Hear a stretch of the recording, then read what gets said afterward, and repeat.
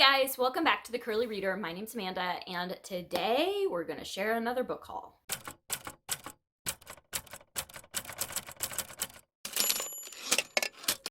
So this is no surprise to anybody, but I have a book buying problem. One of the days when I went to the thrift store and I went to check out, the guy asked me if I like to read, and I said, yes, I love to read, but I like books even more than I like reading. And that is what has gotten me to today. And I'm sitting here surrounded by books yet again. And I have shelves full of books that I need to read. And I just need to stop buying more books because I still use my library too. So I don't know. I love surrounding myself with books. It makes me happy. And so that's what we're doing. So anyway, so today I'm going to share with you all of the books that I have hauled in the past few weeks. I have made many trips to the thrift stores over the past few weeks, not including what I hauled during my thrift with me, which I will go over very briefly. But even in addition to that, I have a whole lot more than I have thrifted. And so it's just accumulated quite a bit. So we're going to get through it. So let's start with what I thrifted in my thrift with me that I posted the other day. This is the stack of books. I am going to, you know what, I will sort these in just a little bit. I will show you middle grade first, and then I'll show you everything else, just so that there is a little bit of rhyme or reason to this. But I thrifted quite a bit that day, that I did the thrift with me. So let's do middle grade first. So I was able to find a copy of The Ballad of Lucy Whipple by Karen Cushman. I have no idea what this is about. Mining town in California, so I'm guessing like Little House on the Prairie time frame. The Family Under the Bridge by Natalie Savage Carlson. This I know is like a Christmas type book. The Parker Inheritance by Varian Johnson. This is a Maud Hart, or was a Maud Hart Lovelace nominee last year. And that is a Minnesota-specific children's literature award. Paperboy by Vince Vaughter. I don't know. It has a Newbery honor. So there's that one. Remarkable by Lizzie K. Foley. The Magic Half by Annie Barrows. She wrote Ivy and Bean. Penny from Heaven by Jennifer L. Holm. The 14th Goldfish by Jennifer L. Holm. Out of My Mind by Sharon Draper. Turtle Boy by M. Evan Wolkenstein. Those are the middle grade books that I hauled during my thrift with me, and you can get more details about all of that in the, I'll link it down below and in the cards. And then the adult books that I got Bitter Greens by Kate Forsyth. This is a Rapunzel retelling. I also picked up a copy of The Flight Attendant by Chris Bojalian. I don't think I said that right. But that's the book that the HBO series is based off of. I picked up another copy of The 19th Wife because mine keeps going missing. I keep lending it out and forgetting who I lent it to. The Truth According to Us by Annie Barrows. Shattered Dreams by Irene Spencer. Sold on a Monday by Christina McMorris. I don't think I showed this one the other day. My True Love Gave to Me by Stephanie, or it's edited by Stephanie Perkins. It's a collection of short stories about Christmas, YA. Fly Girl by Sherry L. Smith. Ordinary Grace by William Kent Kruger. The Bookshop of Yesterdays by Amy Meyerson. This was a cover, but I have no idea what it's about. Weather by Jenny Awful. I'm excited to read that. And Milk and Honey by Rupi Kaur. This is a poetry collection. So those are all of the books that I hauled in my thrift with me. So let's go ahead and just get into the other books that I have thrifted recently.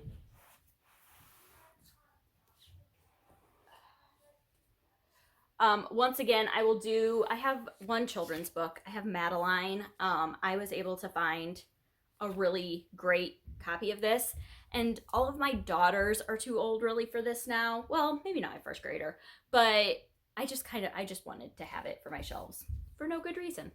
other than I liked it. So the other middle grade books that I have thrifted recently, I picked up another Avi book. Avi has become another one of those authors that I own a lot of his books, and I have yet to read any of them. So I might have to remedy that soon. But I picked up The End of the Beginning, being the adventures of a small snail and an even smaller ant. And I just thought that this was so cute. It's a really cute size. It has illustrations throughout it. It's just a really short book, but that one seemed fun. This one, I don't know. I didn't really need to get this one because it's pretty beat up, but it is Project 1065, a novel of World War II by Alan Gratz. He writes a lot of historical fiction, and he's written quite a few about World War II, but it says he joined the Hitler Youth as a spy. So, infiltrate, befriend, sabotage. So, I don't know. I just grabbed it. We are currently studying World War II with my daughters for homeschool. So, I don't know. We'll see. I may keep that one. I may not. All right. And then I picked up a bunch of Ramona books, 4 of them, because I found them. And it was right after Beverly Cleary died. And so I honestly probably own some of these. I'll go check after this. Ramona the Brave, Beezus and Ramona. Pretty sure I own this one already. An old copy of Ramona and Her Father. I love these little old copies of books like this. And Ramona Quimby, age 8. So I got all of those Ramona books. I was able to find those at the thrift store. And then I also got another Jennifer L. Holm book, Turtle in Paradise. Pretty sure this is getting adapted to a graphic novel soon. And I've heard really good things about this book, so I'm excited to read that. I now own 3 Jennifer L. Holm books. The 2 that I thrifted in my Thrift With Me, and then that one. So I should probably read something by her. I picked up a graphic novel, Catstronauts Mission Moon. My kids love cats, so I figured for $1, it's a good thing for them to have. I found a copy of The Line Tender. This is technically an ARC, which they're not supposed to resell, but I bought it anyway because it was $1 and it's in brand new condition. Maiden Voyage by Sarah Jane. It's a Titanic story. So I just thought that this would be fun to have for the kids. I'm sure they will go through a phase. They have not hit the Titanic phase yet, but most kids go through a phase where they're obsessed with the Titanic. So I figured it'd be good to have on hand. Monster by Walter Dean Myers. So we read Love That Dog and Hate That Cat earlier in the year with them for homeschool. And Walter Dean Myers is a poet that the kid writes to and writes about in those books. The main character does. And so I thought it would be interesting to have something by him. This is YA. It says Stevie Harmon's black. He's in jail, maybe forever. He's on trial for murder and he's 16 years old. So it's definitely not something that I'm probably going to have my 9-year-old read right now. But I don't know. I think it would be good for me to read. And I was interested in it just because I've never read anything by Walter Dean Myers. The Truth as Told by Mason Buttle by Leslie Connor. This is another one that was a Maud Hart Lovelace nominee either this year or last year. And I don't know anything about it, but it's a brand new hard copy and it was $1. So I picked it up. Oh, it has deckled edges. Ooh, it has a bookmark in it. Wild about reading. Whoever read it before got to chapter 21 and then quit. So I don't know. I don't know what this is about, but there you go. So those are the kids books, middle grade books, whatever you want to call it, that I got from the thrift store. Push those out of the way. All right, and then adult books that I got at the thrift store. I picked up 2 thrillers. My goal this year is to read more thrillers. I have no idea if these are any good. So you guys let me know if you think I will be able to handle these because I am a ginormous wimp and I don't really do thrillers. But I want to start reading more thrillers. I just got to find the right ones. Then She Was Gone by Lisa Jewell. I know Lisa Jewell's a popular author, so I thought that might be worth a shot. No idea what it's about. Ellie Mack was the perfect daughter, and then she was gone. 10 years after her disappearance, her mother is trying to put her life back together, and she unexpectedly meets a charming man in a cafe. I don't know. All right. And then Megan Miranda, The Girl from Widow Hills. Megan Miranda's another author I've heard of, so I was like, I'll give it a shot. I don't know. I know nothing about these. I do know that I'm not supposed to read the synopses because everybody that I know that reads thrillers say they don't read the synopses because it'll spoil it. So I don't know. All right, and then I got a bunch of other adult books. So I found a copy of Daisy Jones and the Six. So I figured for $2, that's probably a solid pick. It is a book of the month copy, but I listened to the audiobook of this and I really enjoyed it. It was not my favorite Taylor Jenkins Reid book, but I still enjoyed it. Jeanette Oak, Wind Calls the Heart. This is the book that the TV show that had Lori Loughlin, which I know she's in trouble now, but it had her in it once upon a time, was based off of. And so I was interested in reading this for a long time, but apparently they had made a movie about it before. I did not know this. This is like the movie cover edition.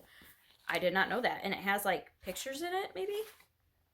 Yeah, it has pictures in it from the movie that they made before they made the TV show. So I don't know, but I thought it'd be fun. It's about like Canada, like prairie time, that sort of thing. The Light We Lost by Jill Santopolo. It was a Reese's book club pick. That's why I grabbed it, to be honest. He was the first person to inspire her, to move her, to truly understand her. Was he meant to be the last? What follows is a 13-year odyssey of dreams, jealousies, and ultimate love. I don't know, but I grabbed it. This one was a cover by, never heard of this before, Chinese Cinderella, The True Story of an Unwanted Daughter by Adeline Yen Ma. And it is basically this girl's memoir, or woman's memoir, of her childhood in China in the 20th century. Her mother dies giving birth to her, and her family considers her bad luck. And it doesn't get any easier when her father remarries, and her siblings are subjected to her stepmother's disdain, while her half-brother and half-sister are thoroughly spoiled. So I don't know. It says that it is an ALAYALSA. I think that's young adult, best book for young adults, yeah. And the Publishers Weekly best book of the year. I had never heard of it, so figured I'd try that. I grabbed Anne Brasher's The Last Summer of You and Me. This is the woman who wrote Sisterhood of the Traveling Pants, which I loved that series when I was younger. So I don't really know. Riley and Alice, two sisters now in their 20s, and as fiercely different as they are loyal, have spent every summer at their parents' modest beach house. And then Paul was there. He was a good friend of both of them. Now he's come back, but his return marks a season of change, unspoken attractions, tragedy, deep secrets that will launch three friends into an unfamiliar adult world in which their summer haven can no longer protect them. I smell a love triangle. Okay, this was a cover by, and it looks so dang cute. I couldn't. It's called The Book Charmer. It's called The Book Charmer. How stinking cute is this? I don't know. It says, let's see. Prepare to fall under the spell of this sometimes whimsical, often insightful, always absorbing story, following two fiercely independent women and their truly magical friendship in a sleepy southern town. Sarah Dove is no ordinary bookworm. To her, books live, breathe, and sometimes even speak. As the librarian in their quaint southern town of Dove Pond, North Carolina, her gifts help place every book in the hands of the perfect reader. So yeah, I don't know. It just sounded good. And then I also picked up Heather Morris's more recent book, Silka's Journey. She wrote The Tattooist of Auschwitz, which I heard mixed reviews about. I never read it because a lot of people that I trust their judgment said it wasn't that great. But this one, it says her beauty saved her and condemned her. So it has to do, it's World War II, Auschwitz, 1942. She's 16 years old. She's taken there. And then one of the commandants notices her long, beautiful hair. So, yeah.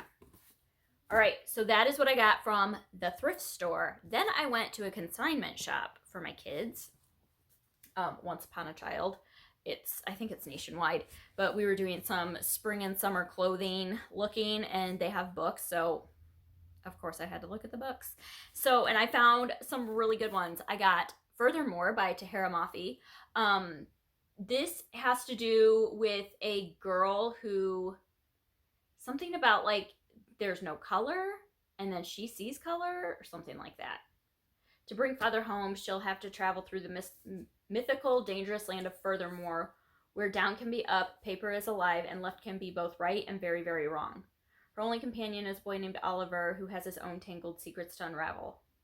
But yeah, it has to do with something about like color, and then something's in black and white. I don't know. But I've heard good things, so I grabbed that. I found a brand new copy of The Poet X for $2.50. So I nabbed that sucker up real fast. I flipping love this book. I love this book so much. So there's that.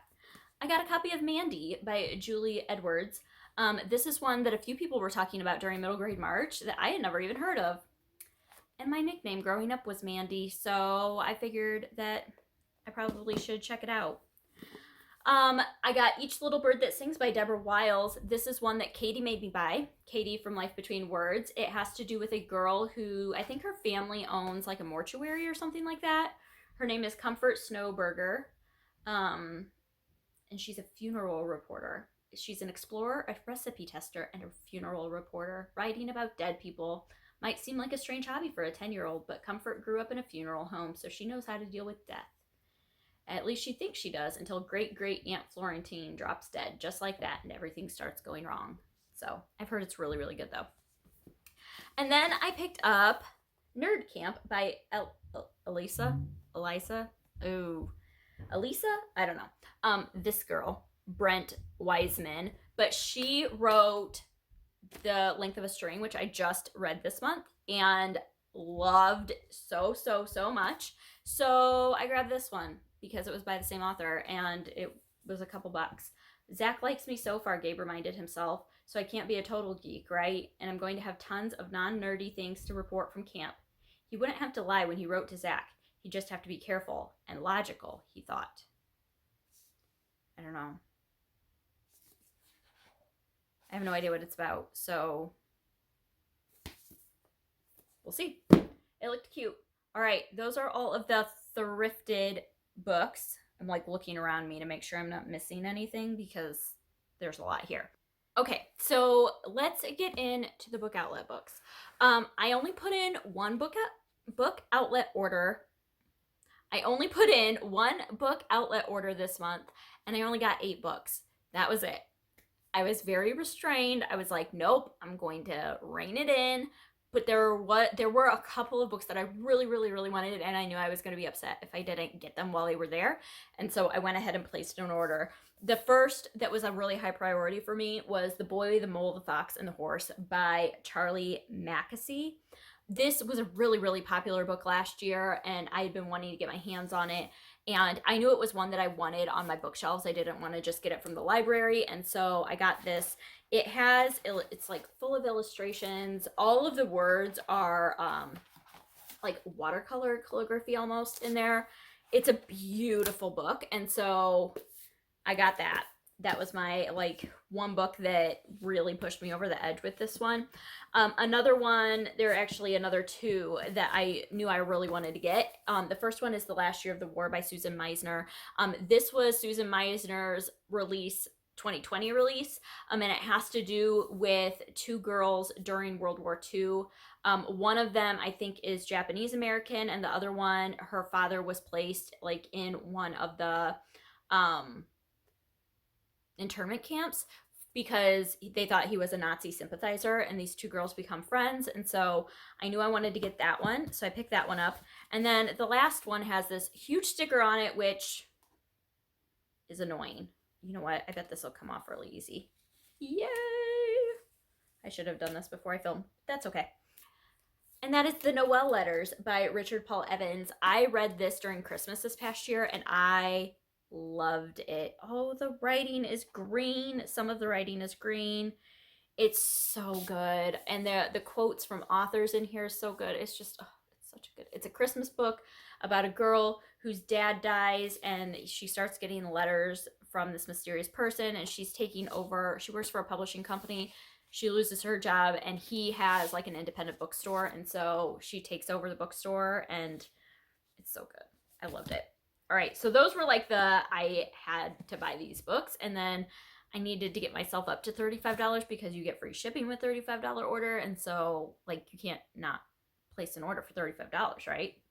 So I also got another copy of A Little Princess. I have a copy of A Little Princess, but I wanted the Puffin Classic like size copy, and this, oh my goodness, how stinking cute is this? Oh my god, I can't. I can't. Another Puffin Classic that I already have this book, but like these covers, you guys, can you even? Winnie the Pooh. And Winnie the Pooh is such a good book. Oh my goodness, I love Winnie the Pooh. All right, and then I also got the Who Was History of the World. My kids are really into the Who Was. Like there's the Who Was show on Netflix, and they've read a few of the Who Was books, but sometimes they're just boring for them, to be honest. And so I thought this would be fun because it goes through and there's this timeline along the bottom, and so it goes through like the whole history of the world, and it puts people in the right places, and then it's just like a small blurb about them. So like the very first thing on here is like ancient Egypt. Okay, so we have 3000 BC Stonehenge is built, and then like between these two times, and then King Tut was born, and it goes through, and then we get up to, see if I can find it. I was showing my daughters this the other day. So we get up to BC, and then Jesus is born. And then we have year 1. And then it starts going through history, and you just get all these little snippets of people and events and things that are going on. And it goes all the way up to, what's the most recent thing that's in here? Star Wars, 1980s. So then like once it gets into like super recent, there's not a whole lot. The Fall of the Berlin Wall is the last like big thing that they have in here. But even down here, they just have little snippets. So like 1990, after 27 years, Nelson Mandela is freed from prison in South Africa. So they can just like go through and get these little snippets. And I thought that they would really like that. And they actually have been flipping through that already. So that was a good call. I also picked up Granted by John David Anderson. I read Posted by him, but this sounds like such a cute book, and the cover is just adorable. But this is about a fairy who, it's like her first time out granting a wish, and that's really all I know. Oh wait, here. Ophelia Delphium Fidgets is no ordinary fairy. She's a granter. One of the select few whose job it is to venture beyond the boundaries of the haven and grant the wishes of unsuspecting humans every day. It's the work of the granters that generates the magic that allows the fairies to do what they do and keep the haven hidden and safe. But with worldwide magic levels at an all-time low, it's not as easy as it sounds. On a typical day, only a small fraction of the millions of wishes made get granted. And even granting those promised few means navigating a human world fraught with danger. Today, however, is anything but typical, because today Ophelia is going out on her first assignment, and she's about to discover that getting what you truly want takes much more than a handful of fairy dust. I thought that sounded so good, and it has really good reviews on Goodreads. All right, and then the last one I got is Ruby Holler by Sharon Creech. This is one that my daughter, who is currently in 5th grade, her teacher last year in 4th grade read it out loud to them, and she has been wanting me to read this for a long time, and I think she wants me to read it out loud, like, to the whole family, and so I grabbed that. So that is what I got from Book Outlet, and then I also ordered a book from Thrift Books. I normally get books from Better World Books, but Thrift Books had a better price on it this time around, and so I got Fall of Marigolds by Susan Meisner. I am planning on doing a buddy read in May for this one, and so I knew I wanted to own it. I've wanted to own this for a while, so I just went ahead and grabbed that from Thrift Books. And then I also bought 2 books new. So the first one is A Place to Hang the Moon by Kate Albus. This one has been getting rave reviews. It's a new release. It just came out a couple months ago. It is about World War II and about these kids that go, like, that are sent out to the countryside in England, and they end up with this lady whose husband, I think they're in a library, but her husband is German and they don't know where he is, and so it's like, yeah. I've heard it has Narnia vibes, but I don't know. And then I also got The Coddling of the American Mind by Greg Lukianoff and Jonathan Haidt. height. I don't know. But this one, Katie at Life Between Words, was raving about this, and I knew my husband would probably want to read this too. But the subtitle is How Good Intentions and Bad Ideas Are Setting Up a Generation for Failure. So that just sounded like a great nonfiction to have on my shelves. And then I was also sent a few books. So the first one I want to give away on Instagram. And I got this Arc of All the Children Are Home by Patry Francis. This is one that was on my most anticipated releases of the spring, I believe. Yeah, because this came out on April 13th. But it has to do with foster care in the US, but one of the foster kids is Indigenous. And so it has to do with that somehow. So I'm really excited to read that. My friend Sarah sent me an Arc of The Hatmakers by Tamsin Merchant. I think she got a finished copy of this, and so she didn't need this one anymore, so she just sent it to me. This is a middle grade fantasy where I think like they make hats, and then the accessories that you put on the hats can do different things, something along those lines. So thank you, Sarah, for that. And then I was also sent 2 books by the publisher, the first of which is Sophie Murphy Does Not Exist by T. Blanchard. I think it's Tiffany Blanchard. Whatever. It's T. Blanchard. And you can see my kids have been marking it up because we are currently reading this for our homeschool curriculum. So this publisher actually reached out to me. It's Chicken Scratch Books. It's a new publishing company, and asked if they could send me this. And I got to looking at it, and they are doing a thing where each of the books that they publish, they are also publishing an online course that goes with it for kids. And so that's what we're doing right now for our reading for homeschool, is they're going through this and then they're doing that as their assignments. And so they have this list of things that they have to look for throughout it, as they're reading, and mark it in the book. And then they have worksheets and vocabulary and end of unit quizzes and all sorts. And then they have a final project they have to do too. So I will do a full review of this and the curriculum or the course when we are done with it. But we just finished our first week. We're getting into our second week of it, and so far so good. This is about a girl, Sophie Murphy, whose dad has recently died. And when she goes to look him up online, she notices that there's no presence of him online. And so she thinks that in order to be known and important in the world, she needs to do something important so that she can be known online, have an online presence, if that makes sense. So it basically, there's a spin on Wikipedia. And if you're big enough to make it into, it's called Netopedia, then you've made it. And so she's trying to figure out a way to get into this group of people that's on Netopedia. So it's pretty good so far. And then the other one that was sent to me by Zondervan Kids is Leo, Inventor, Extraordinaire by Luke Cunningham. And this is a retelling of Leonardo da Vinci. And so that's all I really know. A lifer at the secluded Academy of Florence, Leo has never met his parents or anyone in his family for that matter. He spends most of his time tinkering with inventions that never work properly and making trouble with his infinitely more charming friend and fellow lifer, Savvy. After Leo's latest experiment goes catastrophically wrong, he discovers a series of secret passages beneath the school that can be unlocked by only the sharpest of wits. But instead of discovering the identities of his parents while in the subterranean maze, Leo finds his past and possibly even his future are somehow linked to the innovative Wynn Toys Company, whose genius president died mysteriously years before. Leo must now use his skills as an inventor to revive the toy company, oust its dastardly leader, and discover the fate of his real family. But I know it has to do with Leonardo da Vinci. So, and I thought that cover was pretty cool to with the man, the Leonardo da Vinci man, painting, drawing, whatever. That's it. Those are all the books that I hauled. I say that's it. It's too much. I know it's too much. Good news is I'm getting new bookshelves, so I have a place to put all of these. So I will definitely I am actually remodeling our entire, what's going to be our library room. I'm